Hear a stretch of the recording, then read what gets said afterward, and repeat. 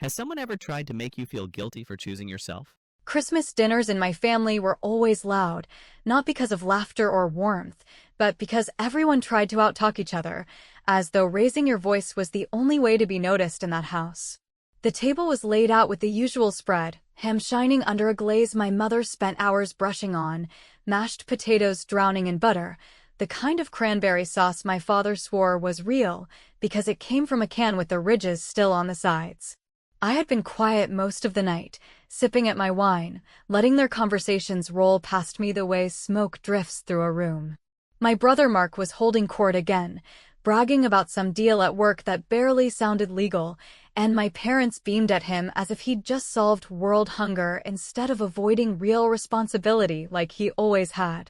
I felt the tension before the words were even spoken, the way a storm hangs in the air before thunder cracks. My father leaned back in his chair, fork tapping against his plate, his cheeks flushed from wine and self-importance. He turned his gaze on me, heavy and sharp, and in that moment, the room seemed to still. Then he said it, his voice booming over the clatter of plates and the shallow laughter. "You're nothing but a burden," he announced, not just to me but to every relative sitting around that table, as though humiliating me in front of a crowd made his words truer. He paused, letting the weight of it sink in, then delivered the final blow. "You're out."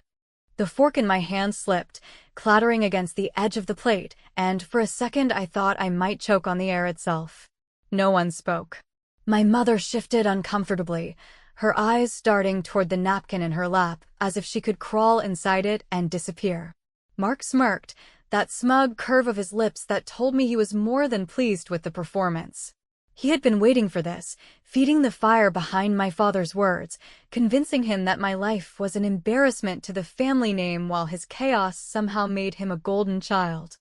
I swallowed hard, pressing my lips together until I could manage a smile that felt like glass against my teeth. I didn't let them see the sting. I raised my wineglass and took a long sip, the taste sharper than I remembered, my hand steady even though my chest was shaking. I wanted to scream. I wanted to tell them how the roof above their heads stayed upright because of me, how the bills didn't magically vanish because of their good fortune or my father's chest-puffing pride. But I didn't. Not then.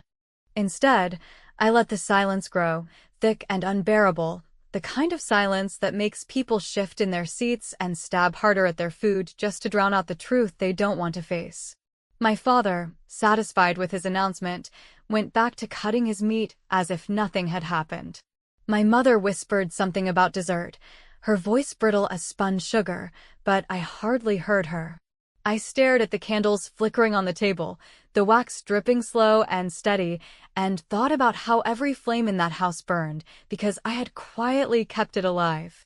When the laughter resumed, shallow and strained, I leaned back in my chair, staring at the ceiling I knew I'd paid to repair when a storm tore shingles off 2 years ago. My father had bragged then about how quickly he handled it, as though phone calls and money appeared from thin air. Mark was busy making another joke, my mother was smoothing down the tablecloth, and I realized in that instant how invisible I had made myself in order to hold them all together. They called me a burden while leaning on me like a crutch they pretended wasn't there. I could feel the anger rising, but I let it settle in my chest like a secret, cold and certain. I didn't argue. I didn't cry. I didn't give them the satisfaction of knowing how deep those words cut. I smiled again, even managed a soft laugh when my aunt tried to lighten the mood with some nonsense about holiday stress. But inside, something shifted, something final. The line had been drawn, and I would not be standing on their side of it anymore. As the night dragged on, I excused myself early, ignoring the forced goodbyes and the half-hearted "see you tomorrow" from my mother. Tomorrow, I thought. Yes, tomorrow. That would be the day everything turned. I walked out into the cold December air, the lights from the windows glowing warm behind me, but for once I didn't feel like pressing my nose to the glass. I walked away calm, with the quiet kind of certainty that comes only when you finally see things for what they are. They thought I had no power, that my presence was nothing but dead weight dragging them down. But what they didn't know, what none of them at that table had even guessed, was that every light in that house, every plate on that table, Every drop of hot water in their showers was only there because of me. And when Dad said I was out, I thought, perfect timing. I woke before sunrise with the kind of heavy calm that arrives when humiliation burns itself down to quiet embers, and while the house still slept under the smug halo of last night's pronouncements, I sat at the small desk in my childhood room and opened the folder that holds the living proof of what I am and what I have done, the password manager, the accounts list scribbled in patient ink. The color-coded autopays that have been feeding this place like invisible four lines for years, and I let myself look straight at the math of it the way a surgeon looks at an x-ray, not with sentiment, but with precision that cuts clean. I never chose to become the family wallet so much as I was nudged into it by 100 small requests that sounded temporary and wore the politeness of emergencies. The winter the furnace wheezed itself to death and Dad said a repairman would rip us off. The time the mortgage went into a brief hiccup after he lost a client because the client allegedly had no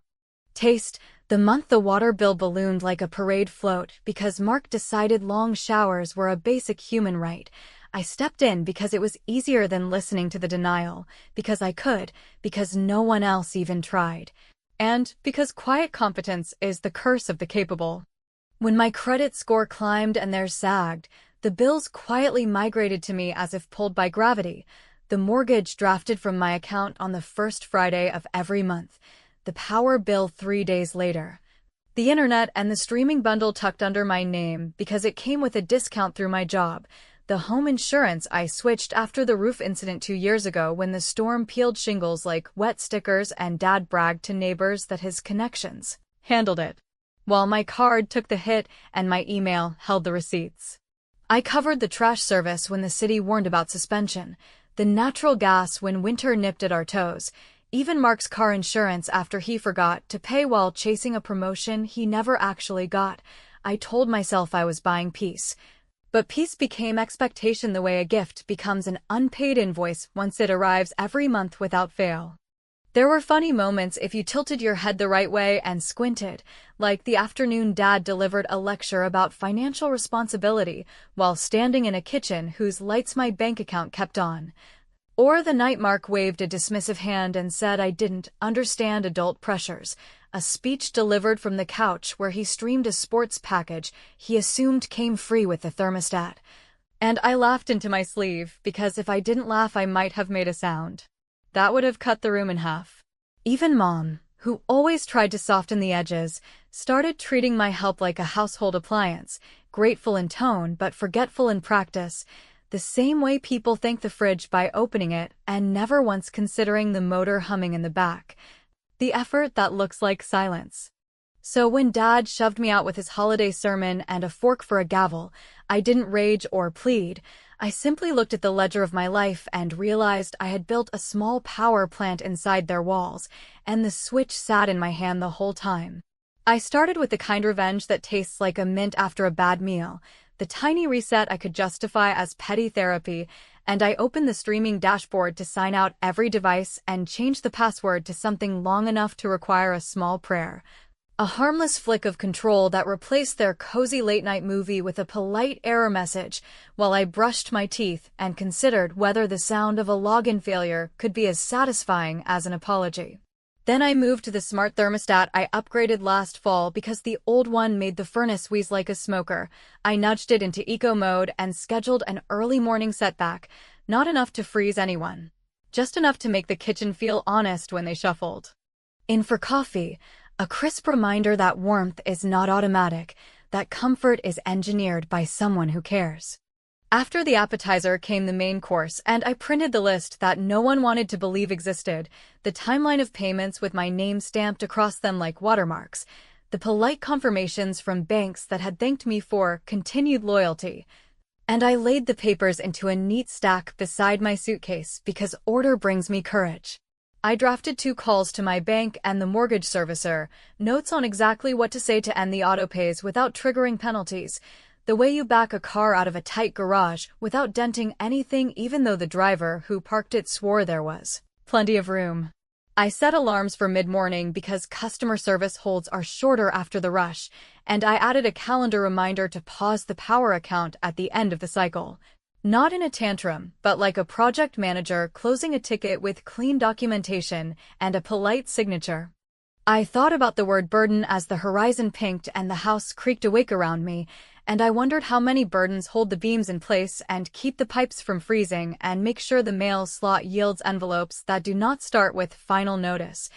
And the wondering did not hurt, it clarified. It drew a bright line in a color even Dad could see. I zipped my suitcase. I folded the list into a single page to slide across the table when the moment was ripe, and I paused at my door to let the memory of last night's performance drift through and out like old smoke. A theater that had lost its audience without realizing it yet.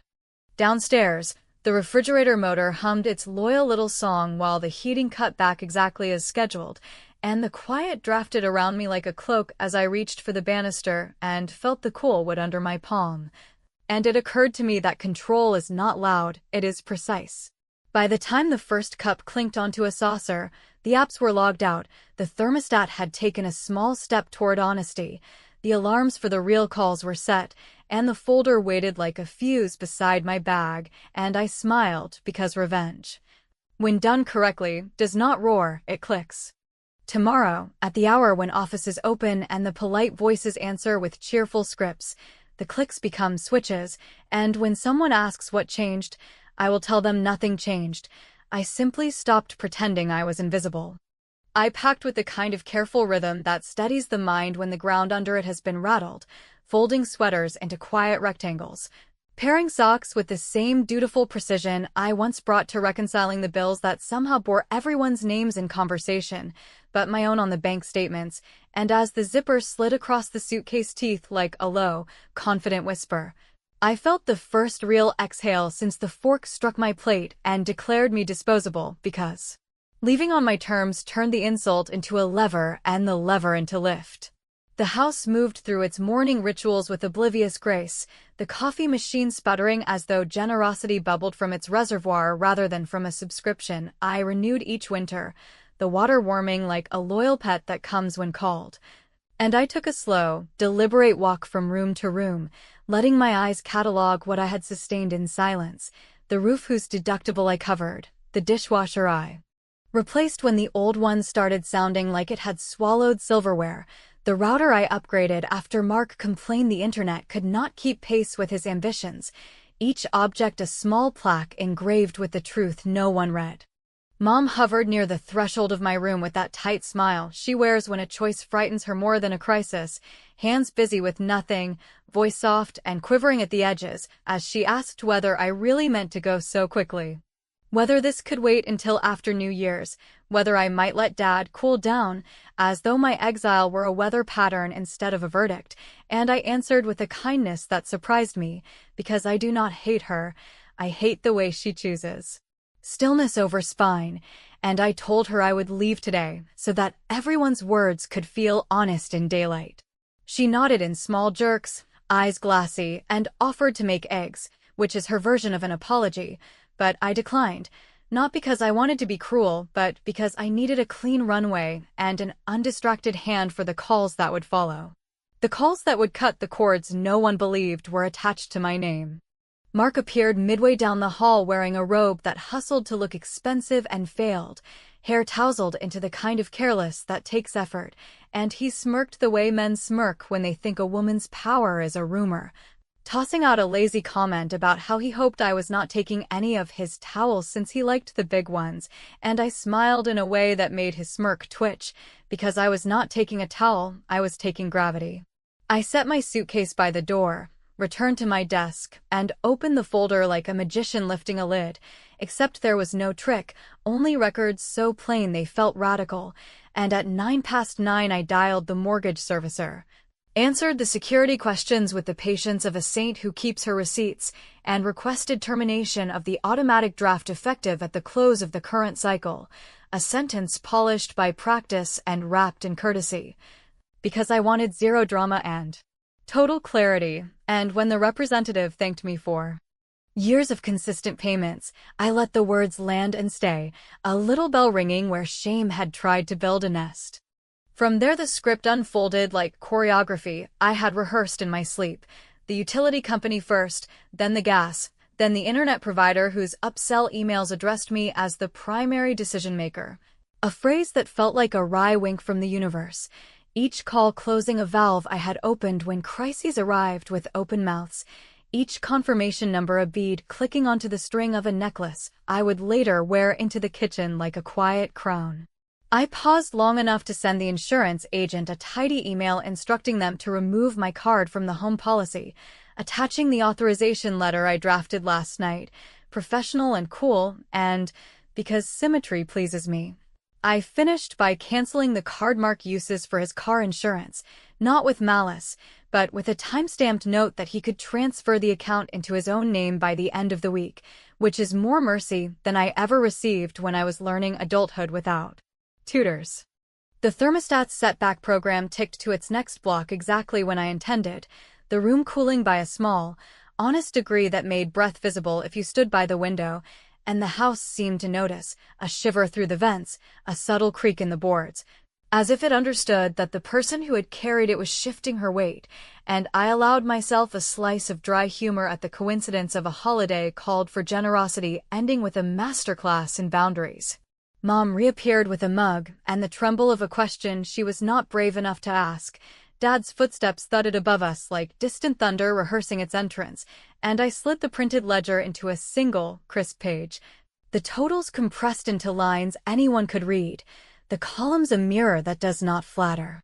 When the clock crossed the hour, I shut the folder, lifted my suitcase, and felt the difference in my shoulders. Not lighter yet, exactly, but set, aligned, ready, and I walked toward the kitchen where the table waited like a courtroom, where last night's sentence still smelled faintly of ham and bravado, and I took my seat without being asked, because this was my house too until the bills forgot my name, and I set the page on the placemat my mother ironed for guests, and I waited for Dad to enter with that same fork and the same certainty, ready to show him what a burden looks like when it removes itself from the beams that keep the ceiling above his head.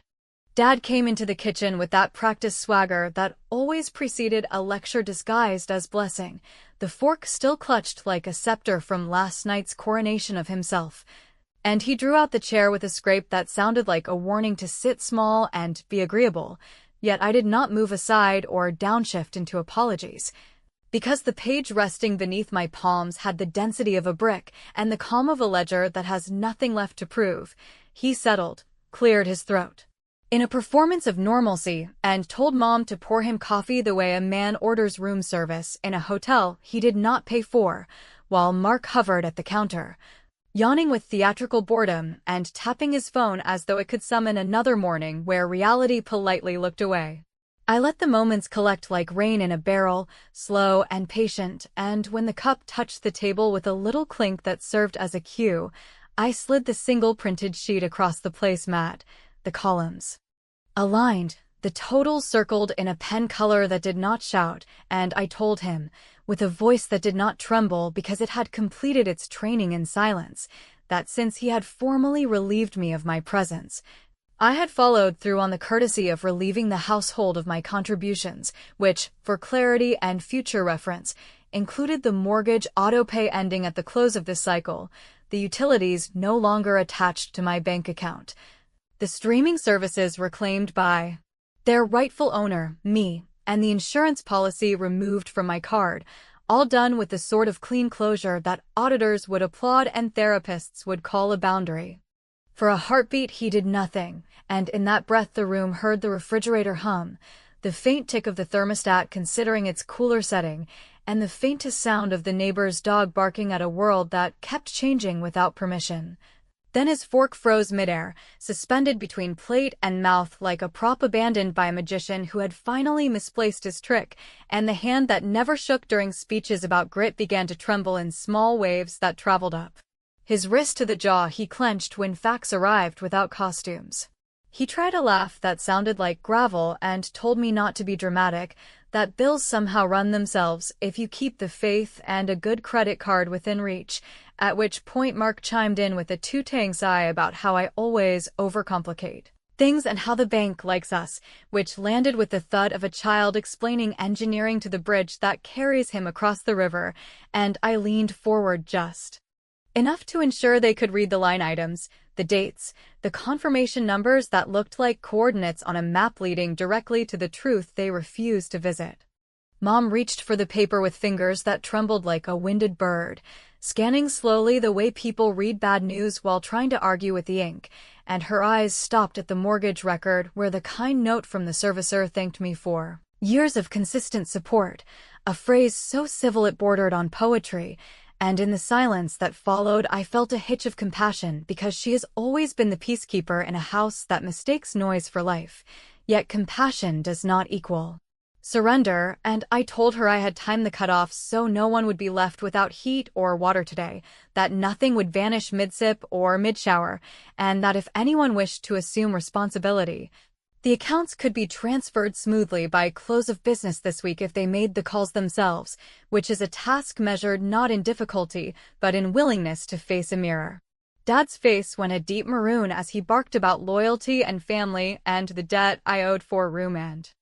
board, a speech that ignored the arithmetic on the page the way an ostrich ignores weather by inserting its head into mythology, and when he demanded to know whether I understood the consequences of my little tantrum, I told him I understood them perfectly, which is why I documented each step, preserved every receipt, and ensured there would be no late fees enacted before the transfer, meaning the only consequence today would be the arrival of reality,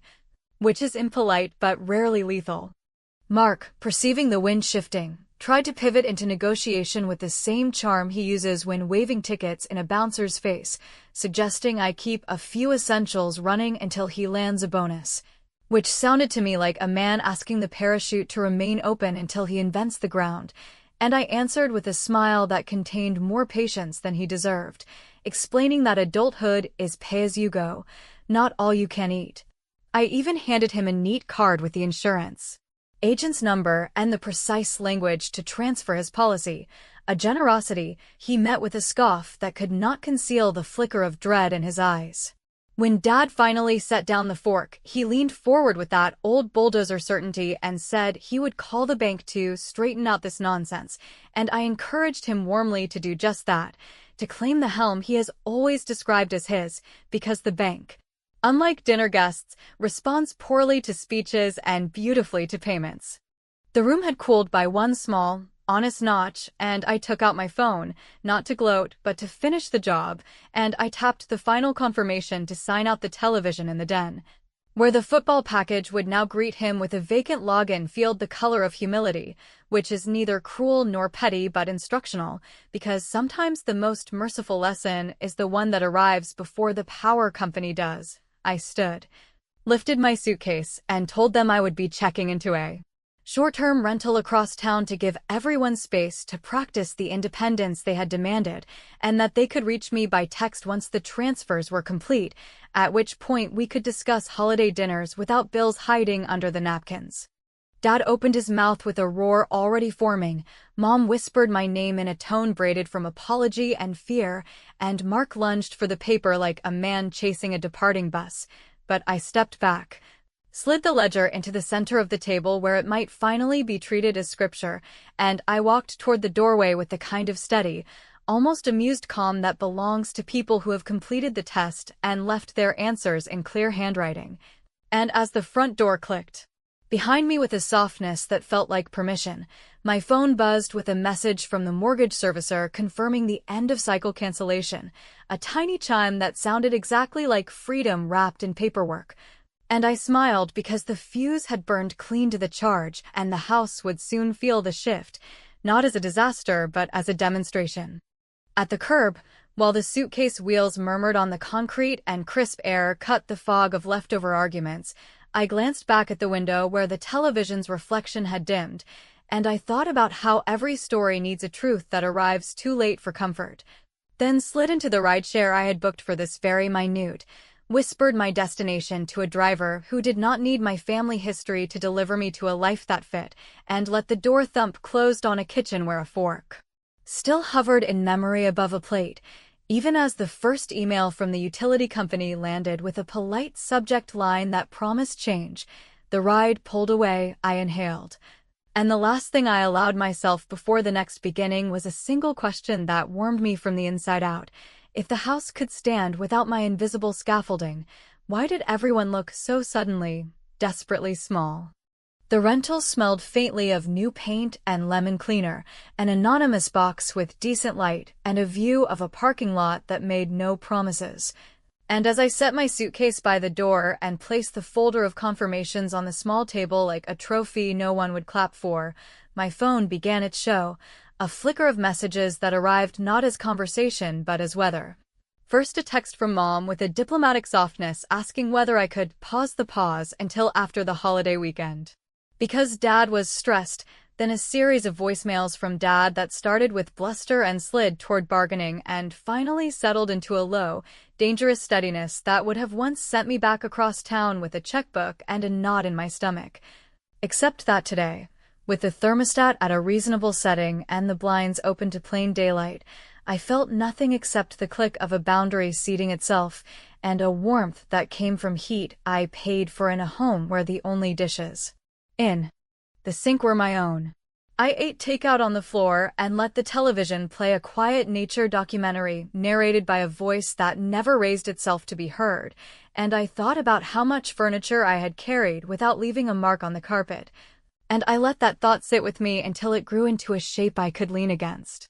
By mid-afternoon, the fallout had discovered its rhythm, a string of emails with subject lines that resembled fragile requests, but inside were accusations dressed as etiquette, Mark insisting that cutting off his car insurance was dangerous, given his work schedule, and that the right thing would be to keep it running until his bonus, which, like a bus from a city without transit, never arrives on time, and Mom gently reminding me that family does not keep score, which would have been moving. If the score had not been the only thing keeping the roof on their heads, while Dad, switching from roar to strategy, sent a photo of the ledger with circles around totals as if the numbers would confess to forgery under highlighter ink. I typed one careful message that said I had left enough runway for clean transfers, that no one would lose heat or water today, that adult life is call and pay not wish and wait, and that I was available to answer procedural questions but not to resume.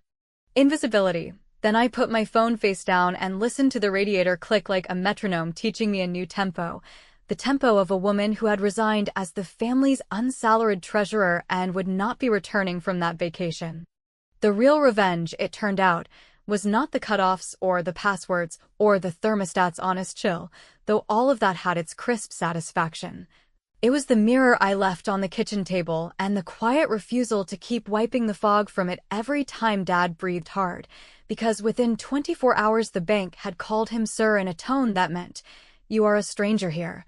The utility menus had played their pleasant music until his patience cracked, and Mark had learned that the insurance agent knows the difference between a policyholder and a passenger, and those lessons carried more weight than any speech I could have given across mashed potatoes and politeness. When Dad finally got me on the phone, he tried a tone I barely recognized, lower and slower, as if careful words could rebuild the scaffolding he had just kicked, and he asked whether I was really prepared to walk away from your family over bills,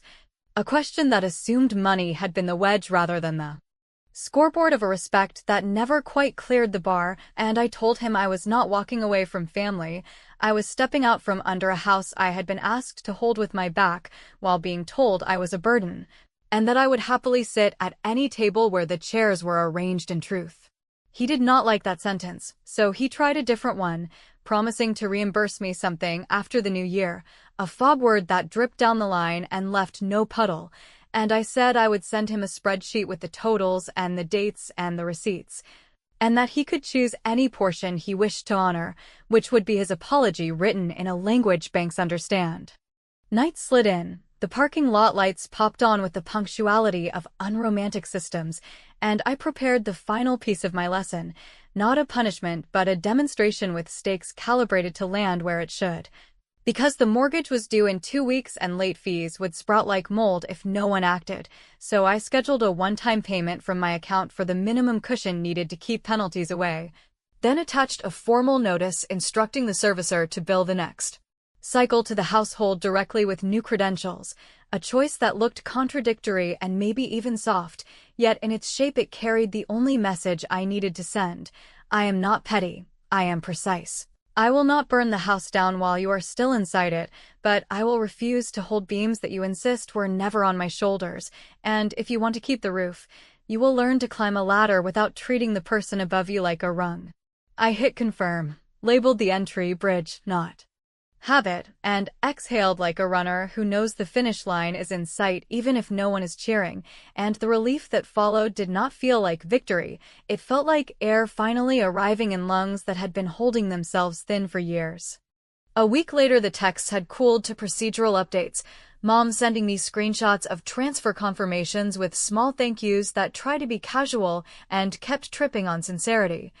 Mark forwarding me a photo of his new insurance card with a caption that claimed independence, while the exclamation point confessed panic, and Dad, after an uncharacteristic quiet,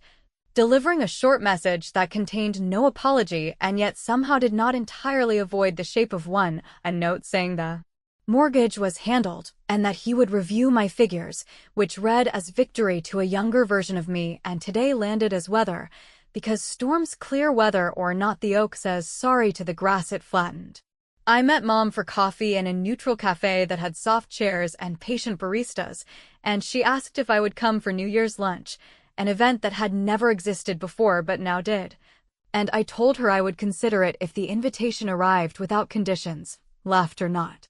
as anesthesia but as music, and she nodded in a way that made me think she had finally located her spine and was dusting it off with both hands.